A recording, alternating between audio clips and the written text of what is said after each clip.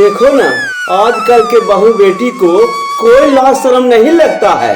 देख रही है कि ससुर आ गया है, फिर भी ना तो सर पर पल्लू रख रही है और ना ही यहाँ से उठ के जा रही है। तुम यहाँ क्यों बैठी हो बहू? तुम्हें क्या हुआ है? बाबूजी वो 3 दिन से गायब है। कौन गायब है बेटी? वही आपका बेटा बाबूजी। पागल हो बहू? ओ कोई 2 साल का बच्चा है जो गायब हो जाएगा? उसको फोन करो। वो फोन भी यही छोड़ के चले गए हैं बाबूजी। ओ वो 3 दिन से घर में नहीं है और तुम एक कॉल भी नहीं कर सकी। तुम जब से मेरे घर में आई हो मेरे बेटे को चैन के जिंदगी नहीं जीने दी हो। ए बहू, तुम रोकर मेरे घर में मनहूसियत मत फैलाओ। फोन बज रहा है, फोन उठाओगी कि रोने का नौटंकी करोगी? फोन उठाओगी कि नहीं?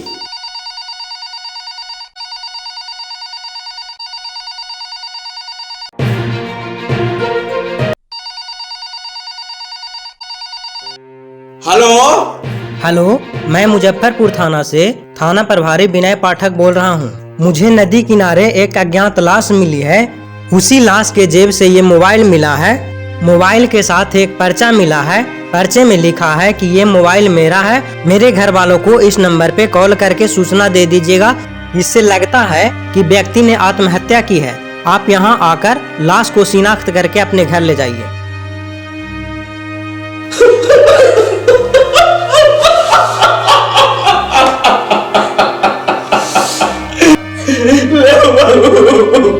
तुम्हारा इच्छा पूरा हो गया।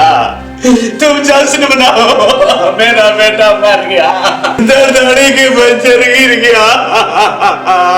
यही तुम्हारा इच्छा था ना?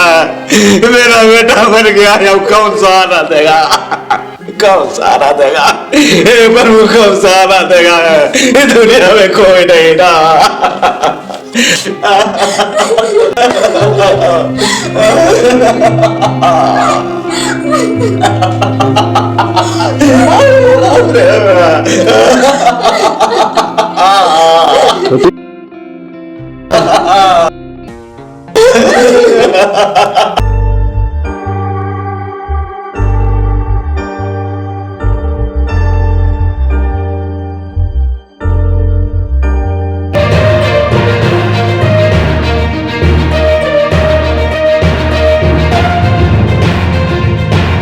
तुम्हारे पास पैसा है?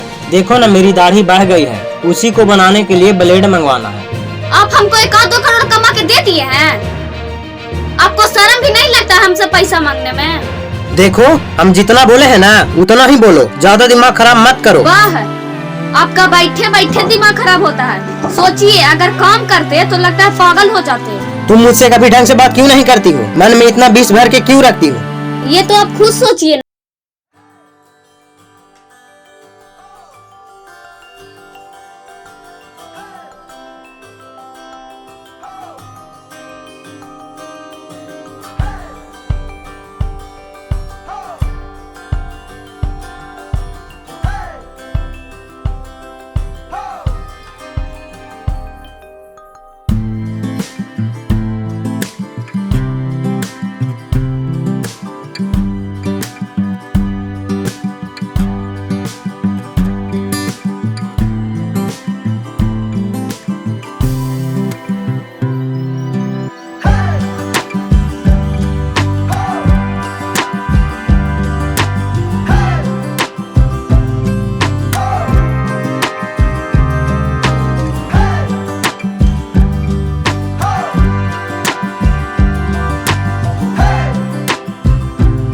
ही चीज है बेटा कि मैं तुमको चाह कर भी नहीं दे सकता हूं। वो है खुशी। खुशी को खरीदा नहीं जाता है बेटा। आप इतना टेंशन क्यों ले रहे हैं बाबूजी? हर इंसान का अपना अपना नसीब होता है। ठीक है बेटा, तुम दाढ़ी बना लेना, मैं काम करके आता हूँ। लो।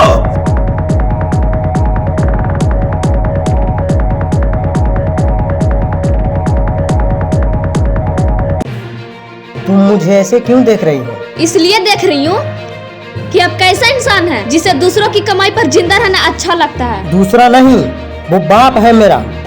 लेकिन आप दूध पीता बच्चा नहीं है, एक औरत के पति भी हैं। और उस औरत की जिम्मेदारी आप पर है। पता नहीं वो कौन सा मनहूस दिन था जिस दिन तुम मेरी जिंदगी में आई थी। मैं आपकी जिंदगी में आई नहीं थी, लाई गई थी। तुम चाहते क्या हो, कि मैं मर जाऊं? क्या आप मेरे कहने से मर जाइएगा? तुम कह के तो देखो, शायद मैं मर जाऊं।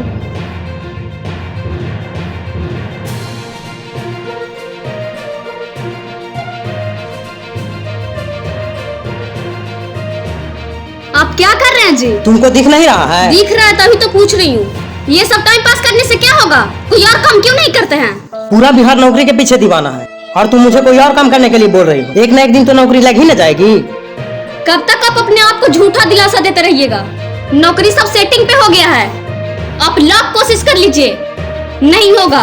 तुम जब भी बात करोगी ना, मनहूसियत वाली ही बात करोगी। तुमको पता है ना कि हम लोगों का एक सीट रिजर्व रहता है। सीट रिजर्व रहने से क्या होगा? आपकी तरह बहुत लोग हैं, वो घूस दे के चले जाएंगे। रही बात मनहूसियत की, तो अभी तक मैं मनहूसियत के अलावा देखी ही क्या हूँ? सुगंधा, तुम मेरे पास से चली जाओ। मेरे पास रहती हो तो लूल जुलूल बातें बोलकर मेरा दिमाग खराब करती रहती हो।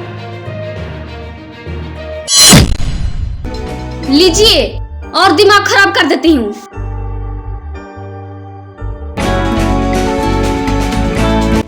सुगंधा, मुझे पानी ला कर दो ना, दाढ़ी बनानी है।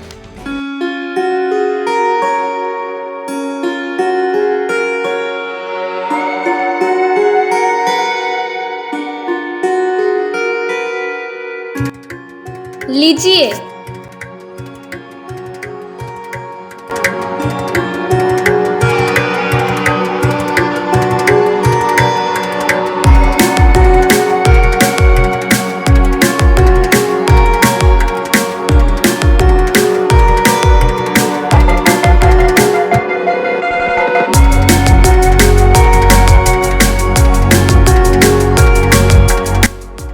ये बार बार मुझे क्यों देख रही है?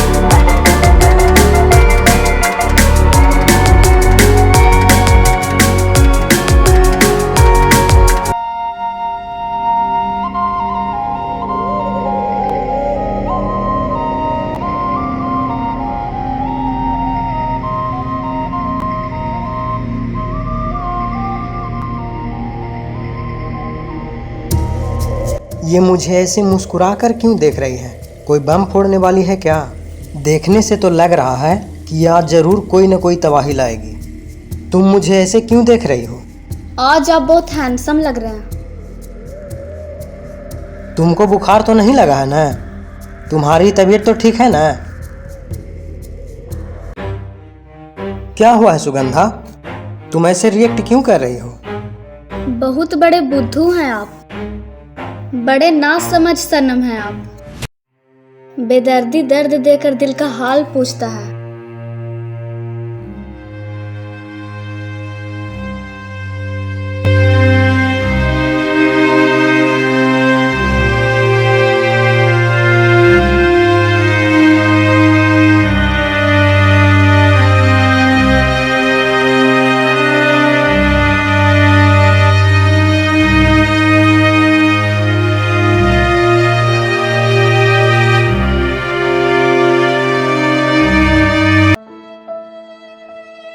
पहले तो इसका पति हमारे लिए बोझ बना हुआ था, अब उसने शादी करके इस कुलच्छनी को ले आया है। न तो उसका पति कमाता है और न ही ये कमाती है। कब तक इन दोनों का बोझ हम दोनों भाई को उठाना पड़ेगा? ये दोनों इस धरती पर हम दोनों भाइयों को बर्बाद करने के लिए जन्म लिया। इन दोनों में से कोई एक मरता भी तो नहीं है। कम से कम एक का बोझ तो कम होता ना। बाबूजी इन दोनों पर ही अपनी सारी कमाई लुटा रहे हैं।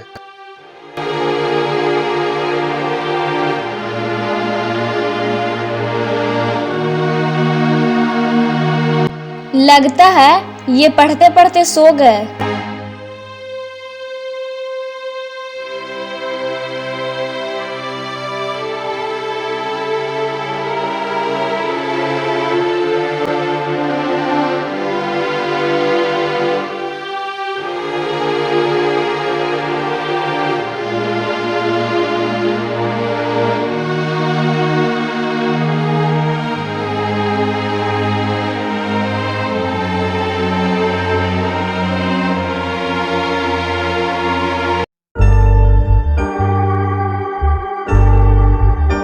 हम दोनों की जिंदगी में तुमने इतना दर्द क्यों भर दिया भगवान? हम दोनों ने क्या पाप किया था? हम दोनों की जिंदगी में प्यार का एक पल लिखना भूल गया था। मैं इनको प्यार तो करना चाहती हूँ, लेकिन उसी समय इनके भाई का ताना याद आ जाता है और वो ताना मेरे दिल में इनके लिए नफरत पैदा कर देता है।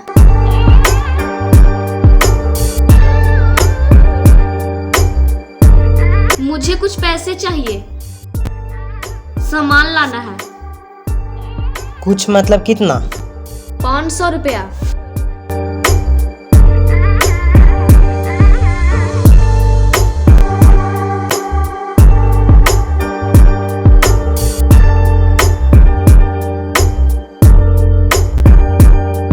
मेरे पास 200 रुपया है, बाकी 300 बाबूजी आएंगे तो उनसे मांग के दे देंगे। आप फिर से अपने बाबूजी का नाम लेने लगे। मैं आपसे शादी की हूँ, आपके बाबूजी से नहीं। मुझे आपका कमाई चाहिए, आपके बाप या भाई का नहीं। तुम बार बार यही बात बोलकर मुझे टॉर्चर करती रहती हो। तुमको मैं बार बार समझाते रहता हूँ, लेकिन तुम पर कोई असर नहीं पड़ता है। तुम कभी समझना चाहती हो कि घर गृहस्थी कैसे चलता है?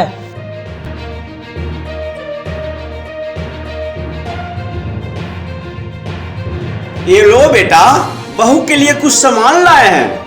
मुझे कल पता चला है कि बहू को कुछ सामान की जरूरत है।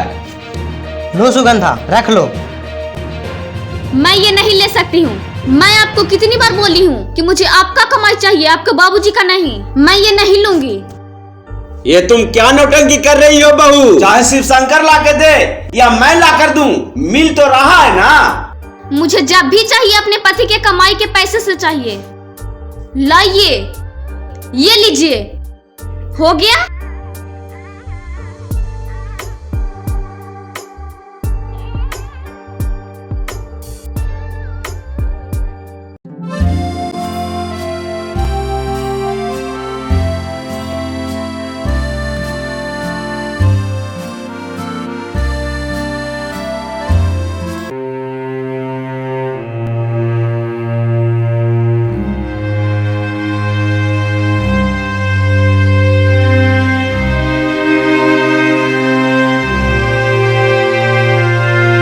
उठिए, मैं बोल रही हूँ ना, आप उठिए, उठिए।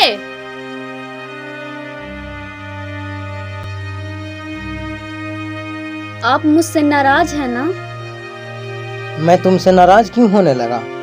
मुझे नहीं लगता है कि हम दोनों के बीच कभी वो रिश्ता बन पाएगा कि हम दोनों एक दूसरे से कभी नाराज हो पाएंगे। आप कुछ ज्यादा ही नाराज हो जाते हैं। मैं आपकी नाराजगी दूर करने के लिए कुछ लेकर आई हूँ। जब से मैं आपकी जिंदगी में आई हूँ, तब से टेंशन ही दी हूँ ना। मैं आपको खुशी कभी नहीं दे पाई हूँ। मैं भी आपसे प्यार करना चाहती हूँ, मैं भी आपसे मीठी मीठी बातें करना चाहती हूँ, लेकिन वक्त और हालात मुझे आपसे लड़ाई झगड़ा करने के लिए मजबूर कर देता है। हम दोनों की जिंदगी इतना कठिन क्यों है? अगर आपको भगवान को अपाहिज ही बनाना था तो गुणवान बनाकर भेजता, कोई हुनर देकर भेजता। कम से कम कोई काम करके अपना और अपनी पत्नी का पेट तो भर लेते। हम दोनों को ये परिवार और ये समाज धरती का बोझ तो नहीं कहता। मैं भी तो कोई काम नहीं कर पाती हूँ। कोई काम करने भी जाऊंगी तो दिन भर ध्यान आप पर ही लगा रहेगा। घर पे रहती हूँ तो कम से कम ये पता तो रहता है कि आप किस हालत में हैं। इस औरत को मैं कभी समझ ही नहीं पाया। पता नहीं ये क्या चाहती है। जिस औरत को कभी भगवान नहीं समझ पाया, उस औरत को मैं क्या समझ पाऊंगा। कभी कभी मुझे लगता है कि दुनिया में इस औरत से बढ़िया कोई औरत ही नहीं है, और कभी कभी मुझे लगता है कि दुनिया में इस औरत से खराब कोई औरत ही नहीं है।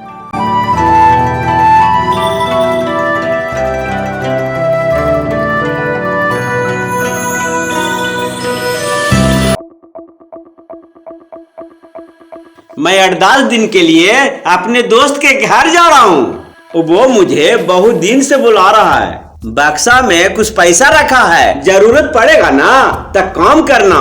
लो चाबी। ऐसे तो मुझे पैसे की जरूरत नहीं पड़ेगी, लेकिन सुगंधा को पड़ सकती है। ठीक है बेटा, मैं चलता हूँ। तुम अपना और बहू का ख्याल रखना।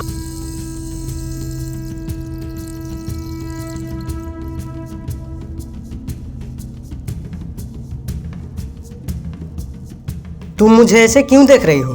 क्या हुआ है तुझे? मैं आपको कितनी बार बोल चुकी हूँ कि मुझे बाबूजी का पैसा नहीं चाहिए। मैं दूसरे मर्द के पैसों पर अय्याशी करने वाली औरत नहीं हूँ। आज तुम मुझे फाइनल बता दो कि तुम चाहती क्या हो। मैं आपको हजारों बार बता चुकी हूँ कि मुझे आपके बाबूजी का और आपके भाई का पैसा नहीं चाहिए। तुम इतनी छोटी सी बात को बहुत बड़ा मुद्दा बना के रख दी हो। तुम थोड़ा सब्र रख लो, नौकरी लग जाएगी तो सब अपने आप ठीक हो जाएगा। ये सब सुनते सुनते मेरे कान पक गए, लेकिन अभी तक कुछ भी ठीक नहीं हुआ।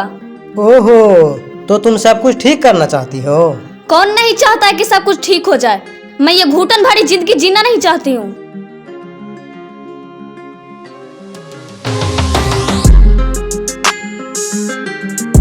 आज मैं वादा करता हूँ कि बहुत जल्दी तुम्हारी जिंदगी बदल जाएगी। तुम जो चाहती हो ना वही होगा। अब मैं भी नहीं चाहता हूँ कि मेरी वजह से तुम्हारी जिंदगी में कोई परेशानी आए। मैं रहूँ या न रहूँ, तुम हमेशा खुश रहना। तुम अपनी नई दुनिया बसा लेना। आप यही सब बकवास कीजिएगा। आप ये नहीं सोच सकते हैं कि हम दोनों का जिंदगी का आगे कैसे गुजारा होगा।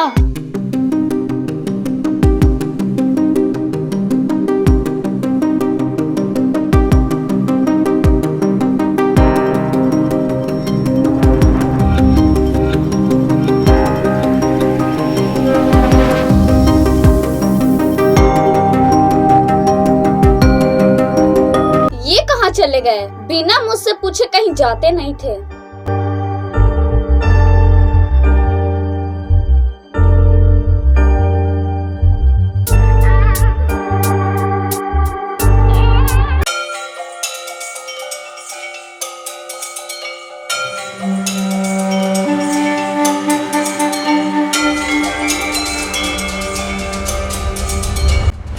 सभी जगह खोज चुकी हूँ, कहीं पर दिखाई नहीं दे रहे। कहाँ चले गए? बहुत लापरवाह हैं। उनको सोचना चाहिए कि मेरी बीबी चिंता करते रहती है।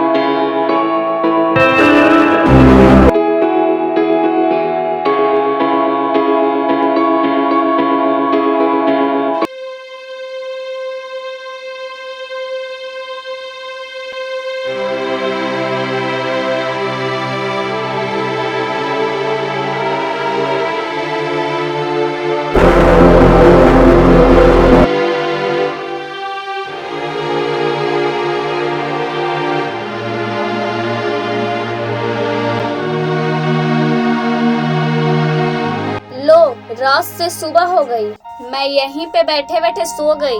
दिन पर दिन बीत रहा है, वो कहाँ चले गए हैं कुछ पता नहीं चल रहा है। उनके सभी दोस्त और रिश्तेदार को फोन कर चुकी हूँ, लेकिन कहीं पर भी उनके बारे में पता नहीं चला है। वो कहाँ चले गए हैं मुझे कुछ समझ में नहीं आ रहा है। आखिर वो गए तो गए कहाँ?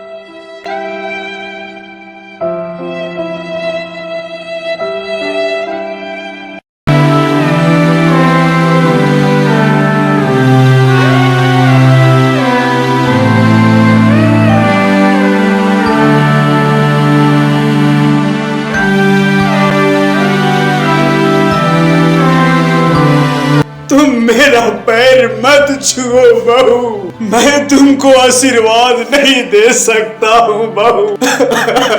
तुम मेरे बेटे का कातिल हो, कातिल। तुम डायन हो बहू, तुम डायन हो। तुम मेरे बेटे को खा गई हो। तुम कुलच्छनी हो। मैं अपने बेटे के कातिल को कैसे आशीर्वाद दे सकता हूँ? अपने मायके जा रही हो तो एक बात सुन लो, जिस लड़के से तुम शादी करोगी तुम सोच समझ के करना। मैं नहीं चाहता हूँ कि मेरे बेटे की तरह तुम्हारे कारण किसी और के बेटे के जान जाए। तुम मेरी आंखों के सामने से दूर हो जाओ बाबू, मेरी आंखों के सामने से दूर हो जाओ। मैं अपने बेटे के कातिल को देखना नहीं चाहता हूँ, नहीं देखना चाहता हूँ।